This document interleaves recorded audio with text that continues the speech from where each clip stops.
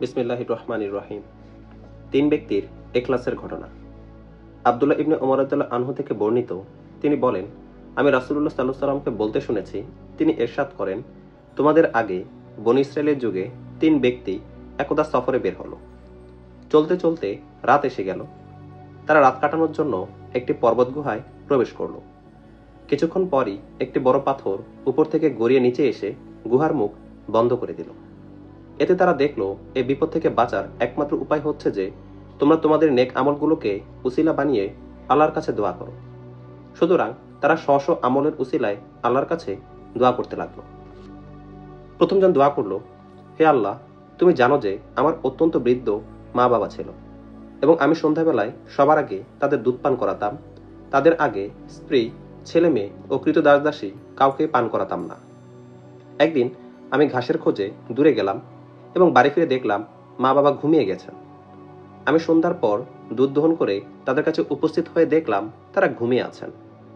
আমি তাদের জাগানো পছন্দ করলাম না এবং এও পছন্দ করলাম না যে তাদের আগে স্ত্রী, ছেলে মেয়ে ও কৃতদাসদাসীকে দুধ পান করাই।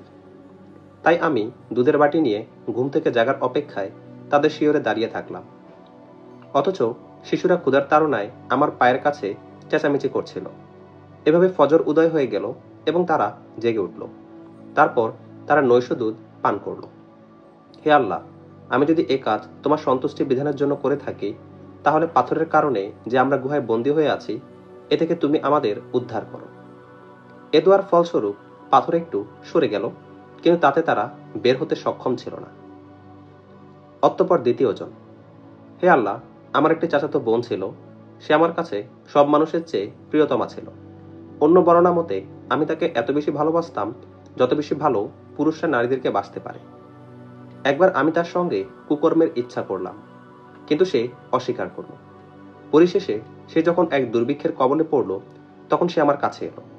আমি তাকে এ শর্তে 120 দিনার স্বর্ণমুদ্রা দিলাম যেন সে আমার সঙ্গে কুকর্মে লিপ্ত হয়। এতে সে অভাবের তাড়নায় রাজি হয়ে গেল। অতঃপর যখন আমি তাকে আয়ত্তে পেলাম, অন্য বর্ণনা মতে যখন আমি তার দুই পায়ের মাঝে বসলাম, তখন সে বলল, তুমি আল্লাহর তাকওয়া অবলম্বন করো এবং অবৈধভাবে আমার পবিত্রতা নষ্ট করো না। এটা শুনে আমি তার কাছ থেকে দূরে সরে গেলাম, যদিও সে আমার একান্ত প্রিয়তমা ছিল এবং যে স্বর্ণমুদ্রা আমি তাকে দিয়েছিলাম তাও পরিত্যাগ করলাম। হে আল্লাহ, যদি আমি এই কাজ তোমার সন্তুষ্টির জন্য করে থাকি, তাহলে আমাদের উপর পতিত মুসিবতকে দূরীভূত করো। এ দোয়ার ফলস্বরূপ পাথর আরো একটু সরে গেল, কিন্তু তাতে তারা বের হতে সক্ষম ছিল না। তৃতীয়জন, হে আল্লাহ, আমি কিছু লোককে মজুর রেখেছিলাম। কাজ শেষ হলে আমি তাদের সবাইকে মজুরি দিয়ে দিলাম, কিন্তু তাদের মধ্যে একজন মজুরি না নিয়ে চলে গেল। আমি তার মজুরির টাকা ব্যবসায় বিনিয়োগ করলাম। কিছুদিন পর তা থেকে প্রচুর অর্থ জমে গেল। অনেকদিন পর ওই মজুর এসে বলল, হে আল্লাহর বান্দা, তুমি আমার মজুরি দিয়ে দাও। আমি বললাম, এসব উট, গাভী, ছাগল এবং গোলাম যা তুমি দেখছো সবই তোমার মজুরির ফল। সে বলল, হে আল্লাহর বান্দা, তুমি আমার সঙ্গে উপহাস করছো। আমি বললাম, আমি তোমার সঙ্গে উপহাস করছি না, সত্য কথাই বলছি। সুতরাং আমার কথা শুনে সে তার সব মাল নিয়ে চলে গেল এবং কিছুই ছেড়ে গেল না। হে আল্লাহ, যদি আমি এ কাজ তোমার সন্তুষ্টির জন্য করে থাকি, তাহলে যে বিপদে আমরা পড়েছি তা তুমি দূরীভূত করো। এ দোয়ার ফলে পাথর সম্পূর্ণ সরে গেল এবং সবাই গুহা থেকে বের হয়ে চলতে লাগলো।